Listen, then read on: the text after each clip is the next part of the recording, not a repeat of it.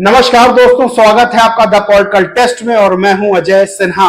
दोस्तों, इस समय बड़ी खबर आ रही है जौनपुर से। जौनपुर में बीएसपी ने धनंजय सिंह की धर्मपत्नी श्रीकला सिंह को टिकट दे दिया है। बड़ी खबर है, यानी जौनपुर में ये माना जा रहा था कि धनंजय सिंह चुनाव लड़ेंगे तो इस बार सांसदीय का चुनाव जीतेंगे क्योंकि उनका जबरदस्त समर्थक वर्ग है।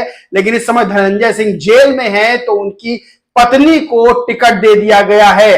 बीएसपी के तरफ से टिकट दिया गया। ये माना जा रहा है अब जौनपुर की सीट बीएसपी के खाते में जाने वाली है, जा सकती है, ये माना जा रहा है क्योंकि धनंजय सिंह का अपना समर्थक वर्ग है और लंबे समय से वो चुनाव की तैयारियां कर रहे थे। लेकिन इस बीच उनको सजा हो गई, वो जेल में है और उनकी पत्नी लगातार चुनाव प्रचार कर रही थी। श्रीकला सिंह चुनाव प्रचार कर रही थी और अब बीएसपी की तरफ से उनको टिकट दे दिया गया है, यानी जौनपुर में पासा पलट गया है और बीएसपी के खाते में एक और सीट आने वाली है। दोस्तों, ये बड़ी खबर है, ब्रेकिंग खबर है इसमें उत्तर प्रदेश की। अब आपको बताते हैं कि आज आकाश आनंद ने दो बड़े इंटरव्यू दिए हैं, यानी नेशनल टेलीविजन पर दो बड़े चैनल, नेशनल चैनल है, उन्होंने इंटरव्यू किए हैं आकाश आनंद के और बहुत सी चीजें आज बाहर निकल के आई। आज दोनों इंटरव्यू मैंने देखे, दोनों इंटरव्यू को एनालाइज किया और समझा कि आकाश आनंद जो बयान दे रहे हैं, जो उनके बयान इतने आक्रामक हैं, बिल्कुल फायर ब्रांड बने हुए, ऐसा क्यों है। और दोस्तों, सबसे बड़ी बात यह है कि बसपा सुप्रीमो मायावती के बारे में वो बातें जानने को मिली जो शायद आम लोग नहीं जानते हैं, बहुत खास जानते थे। आज उस बारे में भी आकाश आनंद ने बात की और बहुत से मुद्दों पर बात हुई। तो आपको बता दें कि आज आकाश आनंद ने बहुत सारी बातें की, दो बड़े इंटरव्यू दिए हैं और इंटरव्यूअर ने खुद कहा, यानी पत्रकार ने खुद कहा कि उत्तर प्रदेश की राजनीति में इस समय लोकसभा चुनाव का सियासी पारा चढ़ा हुआ है और इस समय सबसे बड़ा राजनीतिक इंटरव्यू, यानी सबसे बड़ा इंटरव्यू आकाश आनंद का, जिसको लेकर कौतूहल है लोगों में, बीएसपी समर्थकों में कौतूहल है, युवाओं में कौतूहल है, दलित वर्ग के जो युवा हैं उनमें तो है ही है जिज्ञासा आकाश आनंद के बारे में जानने की। वही जो अलग, जो दलित वर्ग से अलग दूसरे जो है जाति धर्म के लोग हैं, जो युवा हैं, वो भी ये बात जानना चाहते हैं आकाश आनंद के बारे में। तो आकाश आनंद ने आज बड़े इंटरव्यू दिए। आकाश आनंद ने शिक्षा पर बात की और कहा कि शिक्षा ही सर्वोपरि, यानी शिक्षा ही ऐसी चीज है जिसको हासिल करके आदमी, युवा जो है अपना भविष्य बना सकता है। वहीं जब पत्रकार ने उनसे पूछा कि आप दिखने में बहुत सॉफ्ट, बहुत शांत लगते हैं, लेकिन जब आप मंच पर चलते हैं तो आपका एक आक्रामक अंदाज देखने को मिलता है, फिर आप तो चाहे वो समाजवादी पार्टी हो, चाहे कांग्रेस, चाहे बीजेपी, सबको जमकर घेरते हैं। तो आकाश आनंद ने कहा कि वैसे तो वो शांत ही हैं, लेकिन जब मुद्दों की बात आती है, वो मंच पे जाते हैं, जब मुद्दों की बात आती है तो स्वतः गुस्सा आने लगता है, स्वतः तेजी आने लगती है, स्वतः जो है आक्रामकता आने लगती है और इसीलिए उनके भाषणों में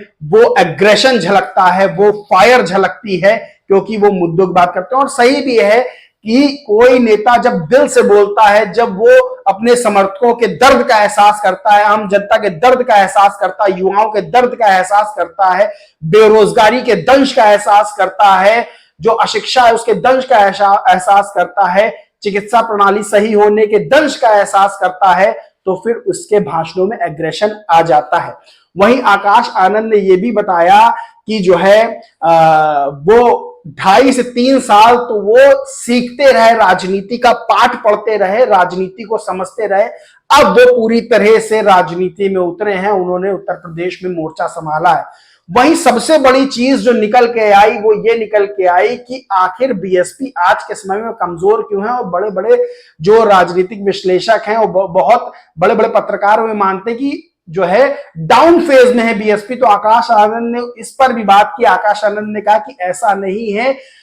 पहली चीज तो अपना वर्ग है, एक बड़ा वर्ग है, बड़ा समर्थक वर्ग है जो बीएसपी को सपोर्ट करता है।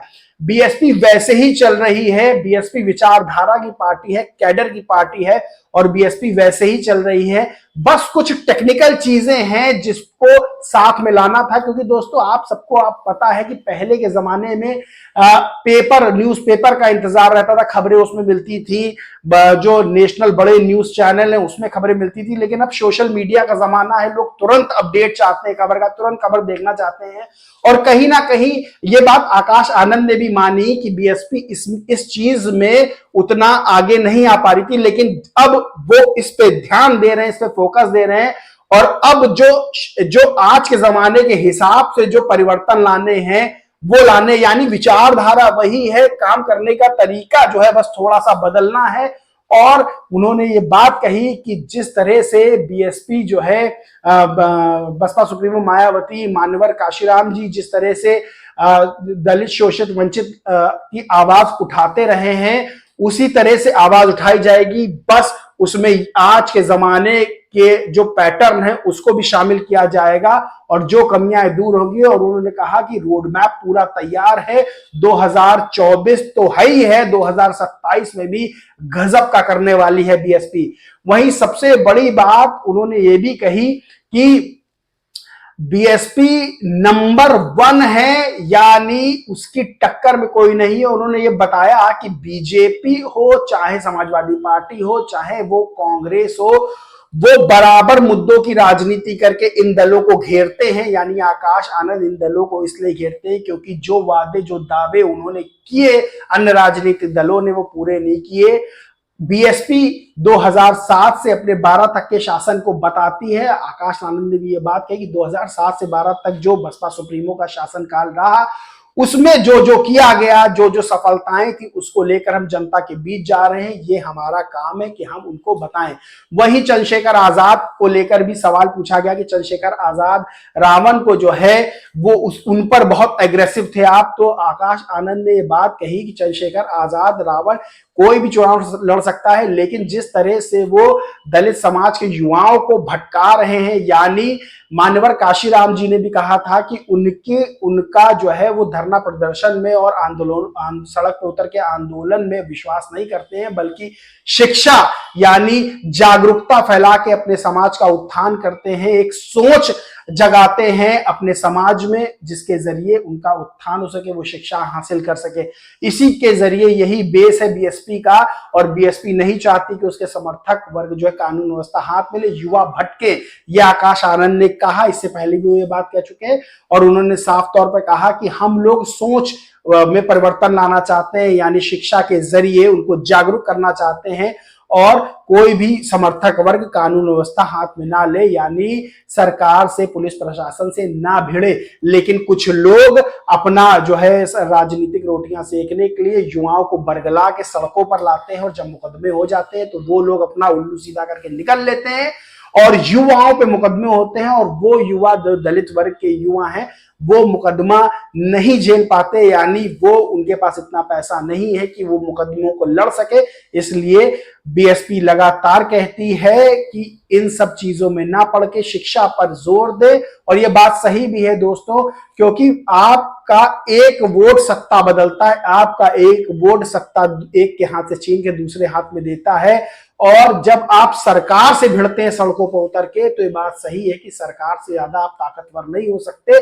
सरकार मुकदमे ला देगी, जो है केस करेगी और उन मुकदमों में फिर युवाओं को फंसना पड़ेगा। ये बात भी कही, इसलिए उन्होंने, आकाश आनंद ने कहा कि चंद्रशेखर आजाद, बिना नाम लिए हुए कहा कि चंद्रशेखर आजाद की राजनीति इसीलिए पसंद नहीं है कि वो अपना उल्लू सीधा करने के लिए युवाओं को, दलित वर्ग के युवाओं को, जो वंचित शोषित वर्ग के युवा हैं, उनको फंसाते हैं।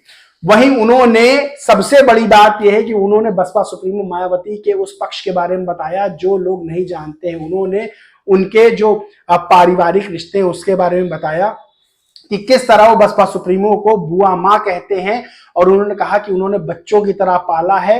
राजनीतिक रूप से जब वो राजनीतिक रूप से बात करती हैं तो डांटती भी हैं और बताती भी हैं कि आकाश आनंद की जिम्मेदारी क्या है, लेकिन जब पारिवारिक रूप से बात करती हैं तो वो बुआ माँ ही कहते हैं और बच्चे की तरह प्यार करती हैं। उन्होंने सबसे बड़ी बात ये भी बताई कि बीएसपी का कोई भी कार्यकर्ता अपने अपने बच्चे को लेकर जब बसपा सुप्रीमो के पास जाता है, बहन जी के पास जाता है, तो वो खुद उस बच्चे को गोद में लेके एक माँ की तरह जो है दुलारती हैं, प्यार करती हैं। ये बहुत कम लोगों को मालूम है। और ये बात एंकर ने पूछी भी, पत्रकार ने पूछी भी कि बसपा सुप्रीमो मायावती की छवि बहुत सख्त निकल के सामने आती है। एक तो मीडिया में वो ज्यादा बात भी नहीं करती है और बहुत छवि सख्त है, तुरंत एक्शन लेने वाली।